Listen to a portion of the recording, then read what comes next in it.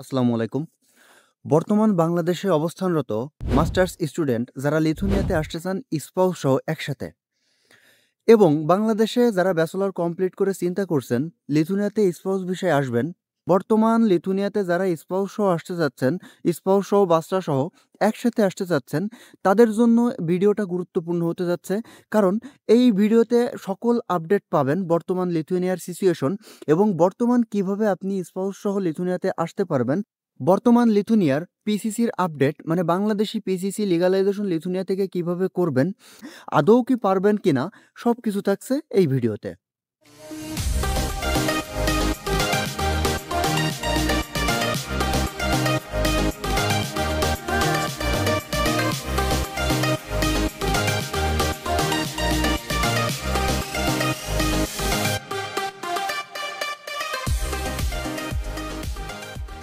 প্রথম স্টেজে বলি, বাংলাদেশ থেকে লিথুনিয়াতে স্পাউস সহ আসতে গেলে আপনারা সবাই জানেন পিসিসি ডাবল লিগালাইজেশন করা লাগে। যদি আপনাদের বাচ্চা থাকে তাহলে তো আপনাদের অবশ্যই তাদের বাচ্চার বার্থ সার্টিফিকেট লিগালাইজেশন করা লাগবে, ডাবল লিগালাইজেশন। সো আপনাকে ৩টা ডকুমেন্টস প্রথমত ডাবল লিগালাইজেশন করা লাগবে। প্রথমে হচ্ছে পিসিসি, তারপরে হচ্ছে আপনার ম্যারেজ সার্টিফিকেট, তারপরে হচ্ছে আপনার বাচ্চার বার্থ সার্টিফিকেট। এই ৩টা। সো এটা ৩টা কিভাবে ডাবল লিগালাইজেশন করবেন? সেটা হচ্ছে প্রথমে আপনার বাংলাদেশের মিনিস্ট্রি অফ ফরেন অ্যাফেয়ার্স থেকে, দ্বিতীয়ত মানে বাংলাদেশি এম্বাসি ইন পোল্যান্ডে অবস্থানরত বাংলাদেশের যে এম্বাসি, সেই এম্বাসি থেকে লিগালাইজেশন করবেন। তারপরে এই ডকুমেন্টসটা নিয়ে আসবেন আপনার লিথুনিয়ার মিনিস্ট্রি অফ ফরেন অ্যাফেয়ার্স থেকে এটা লিগালাইজেশন করবেন। করার পর তারপরে হচ্ছে আপনার নেক্সট প্রসিডিওরটা কমপ্লিট হবে। এবার আসি পিসিসি লিগালাইজেশন। আপনাকে পিসিসি লিগালাইজ করতে হলে অবশ্যই মিনিস্ট্রি অফ ফরেন অ্যাফেয়ার্স থেকে অ্যাপয়েন্টমেন্ট নিয়ে তারপরে যেতে হবে। প্রথমত আমি এখানে সবার সাথে কথা বলে ভালোভাবে অ্যানালাইজ করে আমি যে তথ্যটা কালেক্ট করতে পারছি, যে ডেটাগুলো কালেক্ট করতে পারছি, সেটা হচ্ছে আপনি প্রথমে যদি অ্যাপয়েন্টমেন্ট নিতে যান, প্রথমে আপনার অ্যাপয়েন্টমেন্টটা রিজেক্ট করে দিচ্ছে, সামহাউ কোনো রিজন দেখায়। পরে অ্যাপয়েন্টমেন্ট যেটা আপনাদের বুক করা হচ্ছে, বুক করার পর আপনি যদি যান, সেখানে যাওয়ার পর তারা কোনো একটা রিজন দেখিয়ে এটা আপনার অ্যাপয়েন্টমেন্টটা ক্যান্সেল করে দিচ্ছে। আই মিন আপনার ডকুমেন্টটা লিগালাইজেশন করে দিচ্ছে না। ওখানে যাওয়ার পর আপনাকে কোনো একটা রিজন দেখাচ্ছে। প্রথমেতে রিজন নাম্বার ১, সেটা হচ্ছে আপনাকে ১ বছর এখানে কমপ্লিট করে তারপরে আপনার লিগালাইজেশন করতে হবে। ওরা বলতেছে ৩০ ক্রেডিট, কাউকে বলছে 60 ক্রেডিট, কাউকে বলছে 30 ক্রেডিট কমপ্লিট করে তারপরে আপনি স্পাউস আনতে পারবেন। আবার তাদের মাইগ্রিস থেকে যে ডিপার্টমেন্ট, মানে মাইগ্রিস ডিপার্টমেন্ট থেকে তারা ক্লিয়ারলি বলে দিচ্ছে এটা আপনি আনতে পারবেন।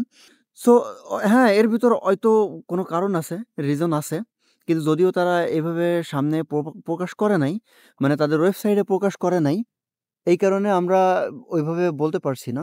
কিন্তু আমি নিজে যে জিনিসটা বুঝতে পারলাম, সেটা আমার ওপিনিয়নটা আপনাদের শেয়ার করি। সেটা হচ্ছে এখানে মোস্ট অফ দ্য ফ্যামিলি যারা আসছে 90% লিথুনিয়া থেকে অন্য দেশে চলে গিয়েছে। এখানে এসে তারা নাই। এখানে প্রথমে লিথুনিয়াতে আসছে, আসার ১ সপ্তাহ পরে তারা অন্য দেশে চলে গিয়েছে। এই বাংলাদেশিদের নিয়ে তারা কখনোই পজিটিভলি চিন্তা করছে না। প্রথম চিন্তা করছে, যার কারণে একসাথেও অনেকে ফিলাই করতে পারছে। কিন্তু এখন একটা লোকও একসাথে ফিলাই করতে পারছে না। ইভেন এই লিথুনিয়াতে আসার পরেও ১-১.৫ বছর ধরে আছে, তারা লিগালাইজেশন করতে পারে নাই।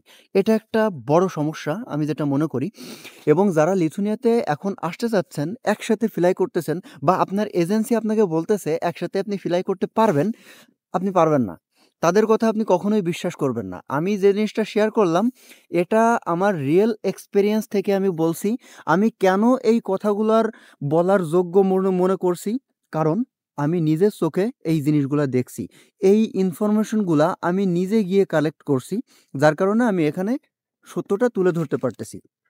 কিন্তু আপনার এজেন্সি অনেক সত্যটা আপনার সাথে শেয়ার করবে না। সো ফাইনাল কথা হচ্ছে আপনি স্পাউস সহ একসাথে ফিলাই করতে পারবেন না। এবং আদৌ আপনি আপনার ফ্যামিলিকে লিথুনিয়াতে আনতে পারবেন কিনা, এটা নিয়েও আমি সন্দেহ প্রকাশ করছি। কারণ এরা মানে ইনটেনশনালি ডিরেক্টলি আপনার পিসিসি লিগালাইজেশন করে দিবে না, লিগালাইজ করে দিবে না। আর না করার মধ্যেও আমি মনে করি ministry of foreign affairs is absolutely correct, তারা যদি রিজেক্ট করে দেয়। কারণ কেন কারেক্ট? কারণ আপনি আপনার বউ নিয়ে এখানে আসবেন, অথবা আপনার হাজব্যান্ডকে আপনি এখানে নিয়ে আসবেন, আনার পরে 1 সপ্তাহ পরে আপনি লিথুনিয়া থেকে চলে যাবেন। এই জিনিসটা করার জন্য তো মোফা আপনাকে লিগালাইজ করে দিবে না। এটার সাথে আমি অবশ্যই একমত। কিন্তু এটা আসলে যারা লিগালাইজ করতে পারতেছে না, যারা লিথুনিয়াতে আসলেও মন থেকে স্টাডি করতে চাচ্ছে, যারা করতে পারতেছে না, তাদেরও আমি দোষ দিচ্ছি না। কারণ এটা তো তারা ভুক্তভোগী, তারা এই সমস্যাটার শিকার হইছে যারা এই লিথুনিয়া থেকে আগে এসে ডাঙ্কি মারছে।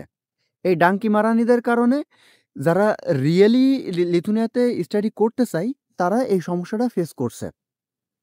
এটা হচ্ছে মেন কারণ। সো ফিউচারে কি করবে কি না করবে এটা তো আসলে আমার জানা নাই।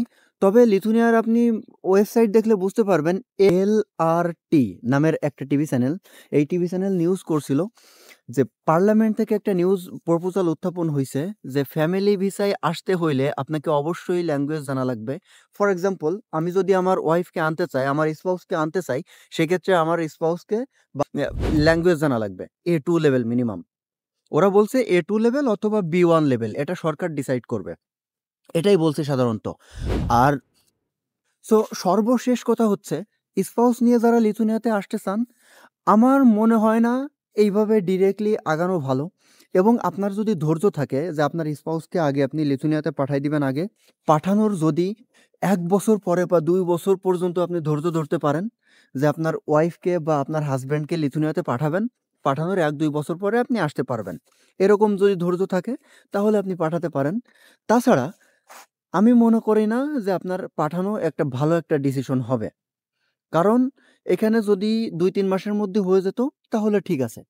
কিন্তু এটা এটা আমার মনে হয় না যে পিসিসি লিগালাইজেশন ইজিলি ওনারা করে দিবেন। কারণ এটা দিবে। কারণ ওরা ভাবতেছে আপনি আসবেন, এসে চলে যাবেন এবং ইলিগাল কার্যক্রম করবেন। সো যার কারণে তাদের সিকিউরিটির কারণে তারা এরকম দিতে পারতেছে না বা দিচ্ছে না এরকম। তো তাদের সাথে আমিও একমত। সো আশা করি বুঝতে পেরেছেন। আপনার যদি আপনার ওয়াইফকে বা আপনার হাসব্যান্ডকে যদি লিথুনিয়াতে পাঠিয়ে 2 বছর থাকার ইচ্ছা থাকে বা থাকতে পারেন, তাহলে আপনি পাঠাতে পারেন। আপনার স্পাউসকে আপনি পাঠাতে পারেন। কিন্তু বর্তমান মোফা থেকে বলছে 60 ক্রেডিট আপনার কমপ্লিট করতে হবে। 60 ক্রেডিট লিথুনিয়াতে এসে কমপ্লিট করার পর তারপরে আপনি স্পাউসের জন্য এপ্লাই করতে পারবেন। ব্যাপারটা এমন। মোফার থেকে এটা বলতেছে। এখন আপনি 60 ক্রেডিট কমপ্লিট করার পর তারা আবার বলতে পারে যে আপনি তো আর 30 ক্রেডিট কমপ্লিট করলেই বাংলাদেশে চলে যাচ্ছেন বা আপনার গ্র্যাজুয়েশন কমপ্লিট হয়ে যাচ্ছে, আপনি স্পাউস এনে কি করবেন? এটাও আপনাকে বলতে পারে। এটা স্বাভাবিক, এটা নরমাল কিছু না। ইভেন তারা যেটা করতেছে আমিও মনে করি এটা তাদের সাথে আমি একমত। দে আর কারেক্ট। কারণ আপনি আসবেন, আসার পরে ২ দিন পরে আপনি ডাঙ্কি মারবেন। এটা তো ঠিক না।